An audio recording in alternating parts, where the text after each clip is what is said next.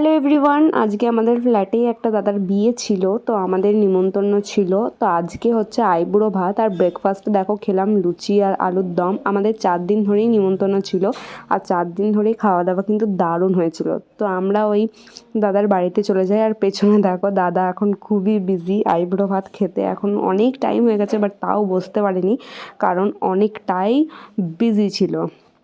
তো তারপর দেখো এই খাবার সব একদম রেডি, কি দারুণ একটা ডেকোরেশন। তো তারপর দাদাকে আমরা দেখতে না পাওয়ায় আমরা নিজেরাই খেতে চলে আসি, কারণ দাদার অনেক চাপ ছিল। তো আমরা প্রথমে খেলাম হচ্ছে ভাত ডাল আর একটা সবজি, মানে পালং শাকের একটা সবজি, যেটা আমার খেতে ভালোই লেগেছে। আর তারপর এটা হচ্ছে ফুলকপি রোস্ট।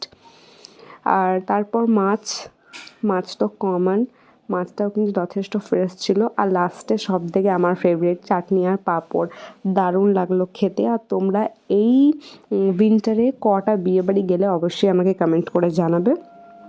আর এখানে আমরা ফ্ল্যাটের তরফ থেকে গিফটও দিচ্ছিলাম। আমরা দিয়েছিলাম একটা এসি 1.5 টনের। আর রাতে ছিল হচ্ছে ভাত, চিকেন কষা, আলু পোস্ত আর ডাল। চিকেন কষাটা তো অতুলনীয়, কি বলছি আমি, চিকেন কষাটা তো দারুণ লাগছিলো খেতে, মানে একদম সেরা ছিল, দারুণ সিদ্ধ হয়েছিল। আমার তো খুবই ফেভারিট একটা খাবার।